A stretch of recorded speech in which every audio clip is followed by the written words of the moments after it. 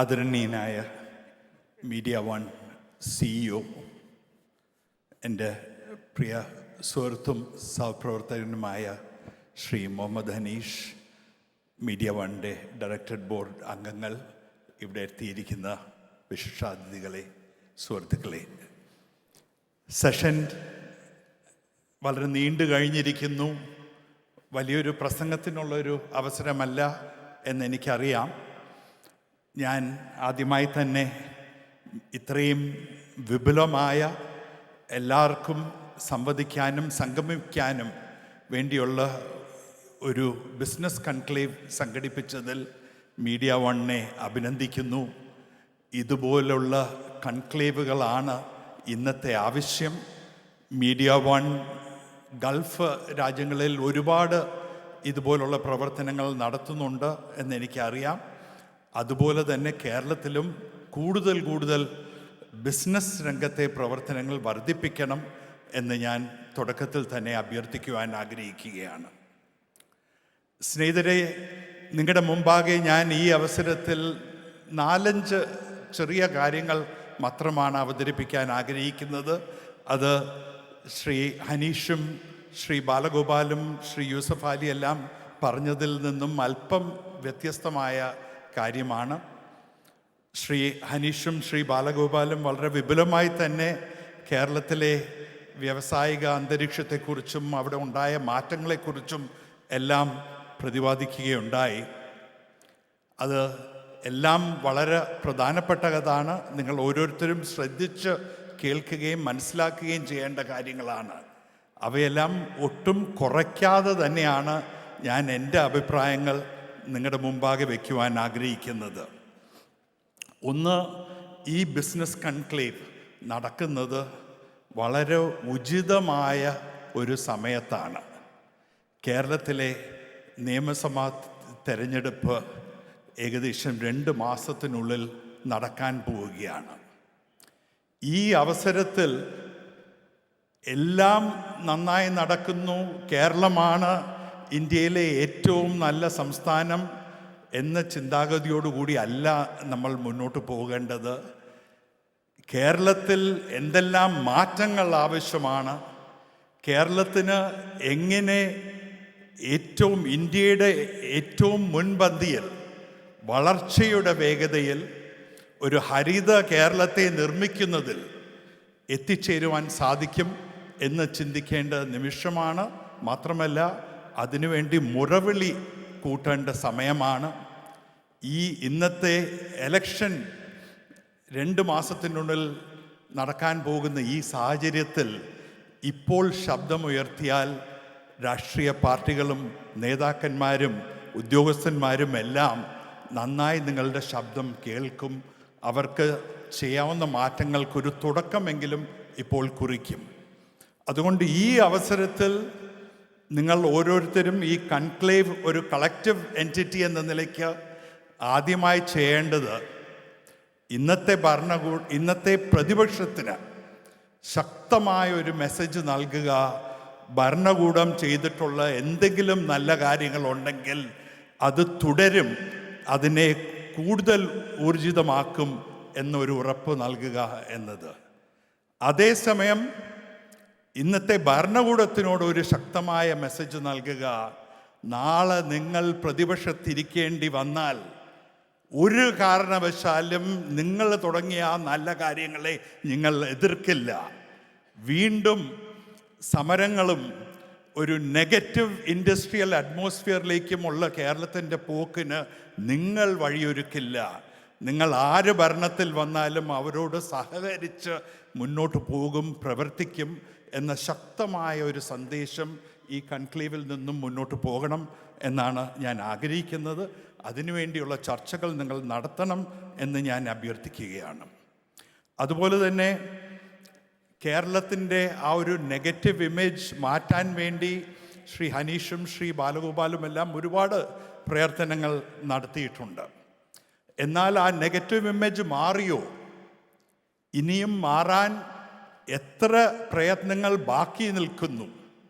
കേരളത്തിൽ വ്യവസായങ്ങൾ നടത്തുന്ന വ്യക്തികൾ എന്ന നിലയ്ക്ക് ചെറുകിട വ്യവസായങ്ങളാണെങ്കിലും വലിയ വ്യവസായങ്ങളാണെങ്കിലും കേരളത്തിൽ ബിസിനസ് ചെയ്യുന്ന വ്യക്തികൾ എന്ന നിലയ്ക്ക് ഗൾഫ് മേഖലയിലാണെങ്കിലും ഇന്ത്യയുടെ മഹാനഗരങ്ങളിലാണെങ്കിലും മറ്റ് രാജ്യങ്ങളായാലും അവിടെയെല്ലാം ഉള്ള വളർച്ച കണ്ടിട്ട് കേരളത്തെ നോക്കുന്നവർക്ക് നിങ്ങൾക്കൊരു കാരണവശാലും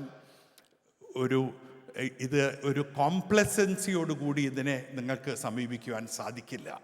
കേരളം ഇനിയും മാറണം, അതിവേഗതയിൽ മാറണം.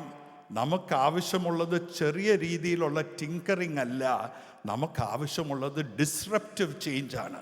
വലിയൊരു മാറ്റം നമുക്ക് ഇവിടെ കൊണ്ടുവരുവാൻ സാധിക്കണം.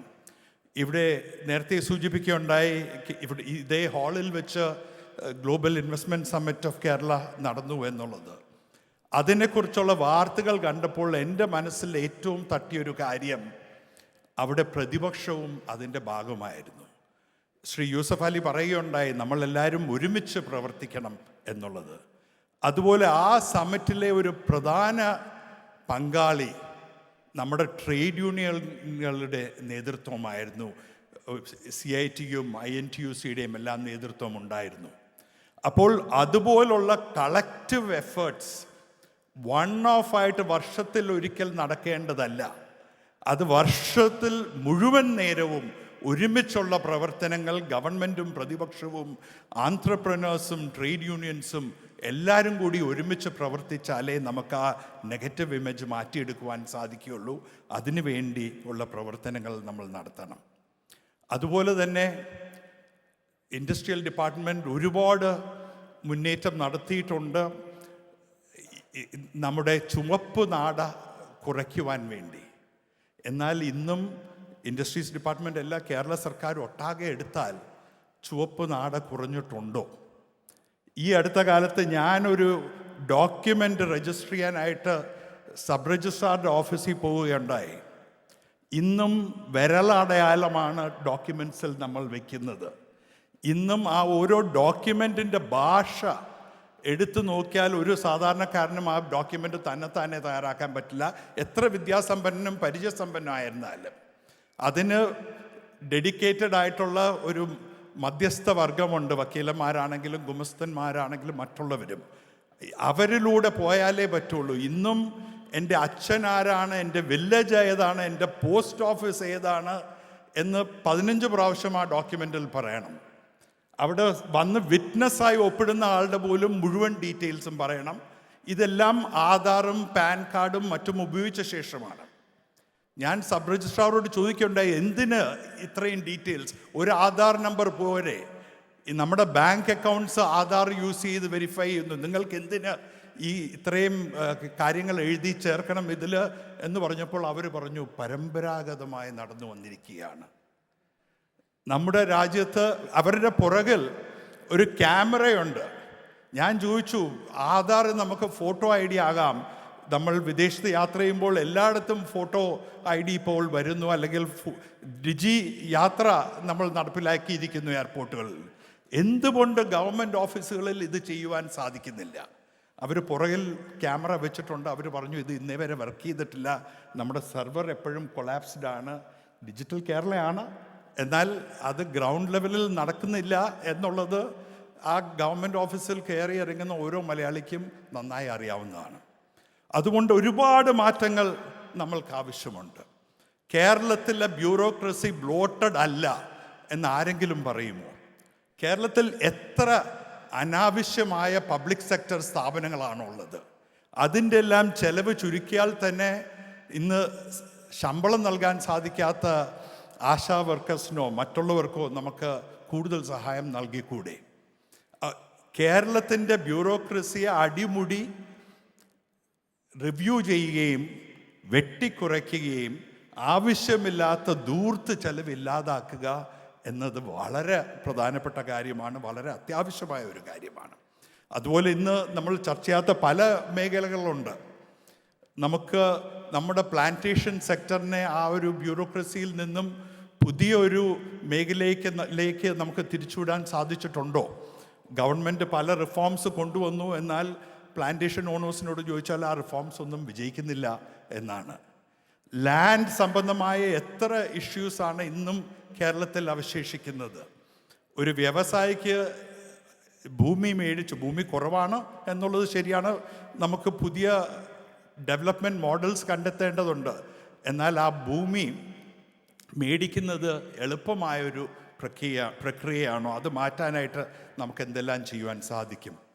ലാൻഡ് റിഫോംസ് ആക്ട് എത്രത്തോളം ഒരു തടസ്സമാണ്? അതിനെ വേണ്ട രീതിയിൽ പുതുക്കുന്നതിനെക്കുറിച്ച് നമുക്ക് ചർച്ച ചെയ്യുവാൻ സാധിക്കുമോ? കർഷകരും മത്സ്യത്തൊഴിലാളികളും തമ്മിലുള്ള സംഘർഷങ്ങൾ എങ്ങനെ നമുക്ക് തടയുവാൻ സാധിക്കും? ഏത് കർഷക രംഗത്താണ് നമുക്ക് മുന്നേറ്റം നടത്തുവാൻ സാധിക്കുന്നത്? എങ്ങനെ നമ്മുടെ മെറൈൻ പ്രോഡക്ട്സ് ഇൻഡസ്ട്രിക്ക് പുതിയൊരു ഉത്തേജനം നമുക്ക് നൽകുവാൻ സാധിക്കും? എത്രയോ മേഖലകൾ ഇനിയും കിടക്കുന്നു കേരളത്തിൽ നന്നാക്കുവാനായിട്ട്. നന്നാകേണ്ടതുണ്ട്. അതിനെല്ലാം വേണ്ടി ഉച്ചത്തിൽ ശബ്ദമുയർത്തുന്നൊരു സമ്മിറ്റായി മാറണം എന്ന് ഞാൻ അഭ്യർത്ഥിക്കുകയാണ്. ഇതിൽ മീഡിയ വൺ പോലുള്ള മാധ്യമ പ്രസ്ഥാനങ്ങൾക്ക് വലിയ പങ്ക് വഹിക്കുവാൻ സാധിക്കും. പലരും ശ്രീ ഹനീഷിനോടും കേരളത്തിൻ്റെ സമ്പദ് വ്യവസ്ഥയെയും സർക്കാരിനെയും എല്ലാം സൂക്ഷ്മമായി നിരീക്ഷിക്കുന്നവരോട് ചോദിച്ചാൽ അവർ പറയും, പല സ്ഥലത്തും നമുക്ക് മുന്നേറ്റം നടത്താൻ സാധിക്കാത്തത് വ്യവസ്ഥാപിത താല്പര്യങ്ങൾക്ക് അടിമയായി മാറിയിരിക്കുകയാണ് കേരളം. ആർക്കല്പം സംഘടനാ ശക്തിയുണ്ടോ, ആർക്ക് ഉച്ചത്തിൽ ശബ്ദമുയർത്താൻ സാധിക്കുന്നുണ്ടോ, അയാളോട് കീഴടങ്ങുകയാണ് ഗവൺമെൻറ്. എന്താണ് നല്ല പോളിസി, എങ്ങനെയാണ് എല്ലാവർക്കും ഉന്നമനം ഉണ്ടാക്കാൻ സാധിക്കും എന്നത് അറിയാഞ്ഞിട്ടല്ല, അത് ചെയ്യാനുള്ള ധൈര്യമില്ലാത്തതാണ് നമ്മുടെ പ്രശ്നം. അപ്പോൾ മീഡിയ വൺ പോലുള്ള മാധ്യമ സ്ഥാപനങ്ങൾ ഹെഡ്ലൈൻസിന് പുറകെ ഉള്ള ആ ഒരു ഓട്ടം, അല്ലെങ്കിൽ മാധ്യമ സ്ഥാപനങ്ങൾ തമ്മിലുള്ള മത്സരത്തിൽ ആര് ഒച്ച ഉണ്ടാക്കിയാലും ഉടനെ അവൻ്റെ ടെലിവിഷനിൽ കാണിക്കുക, അവൻ്റെ മുമ്പ് മൈക്ക് കൊണ്ടുപോയി കാണിക്കുക, എന്നിട്ട് അവർ പറയുന്നതനുസരിച്ച് രാഷ്ട്രീയക്കാരെയും രാഷ്ട്രീയ നേതൃത്വത്തിനെയും എല്ലാം നല്ല പോളിസിയിൽ നിന്നും മാറ്റുക എന്നത് ചെയ്യരുത്.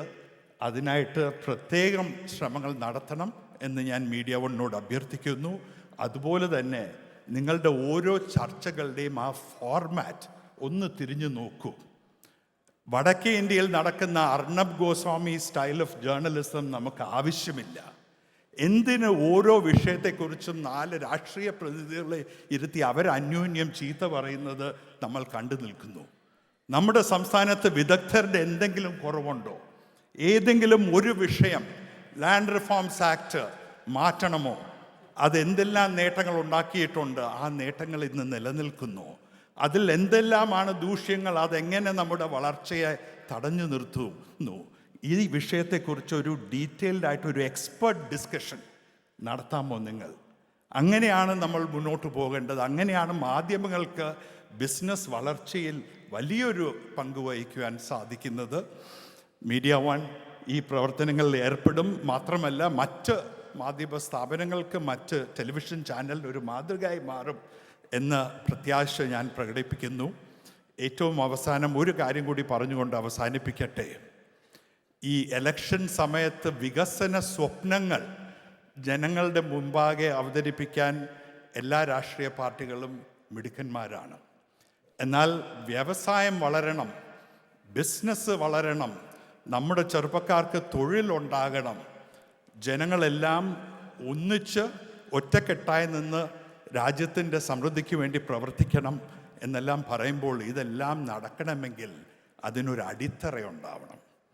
ആ അടിത്തറ എന്ന് പറയുന്നത് ലോ ആൻഡ് ഓർഡറാണ്. ആ അടിത്തറ എന്ന് പറയുന്നത് സോഷ്യൽ സ്റ്റെബിലിറ്റിയാണ്. ആ അടിത്തറ എന്ന് പറയുന്നത് കമ്മ്യൂണൽ ഹാർമണിയാണ്. വർഗീയ വിഷം സമൂഹത്തിലും രാഷ്ട്രീയത്തിലും വളർത്താൻ വേണ്ടി പ്രവർത്തിക്കുന്ന ഒരു രാഷ്ട്രീയ പാർട്ടിയെയും, ഒരു നേതാവിനെയും, ഒരു പ്രവണതയും ഞങ്ങൾ ഒരു കാരണവശാലും അംഗീകരിക്കില്ല. അതിനെതിരെ പ്രവർത്തിക്കും എന്ന ശക്തമായൊരു മെസ്സേജ് ഈ കൺക്ലേവിൽ നിന്ന് പോകണം എന്ന് അഭ്യർത്ഥിച്ചുകൊണ്ട് ഞാൻ അവസാനിപ്പിക്കുന്നു. നന്ദി, നമസ്കാരം. ഈ ബിസിനസ് കൺക്ലേവിന് എല്ലാ ആശംസകളും.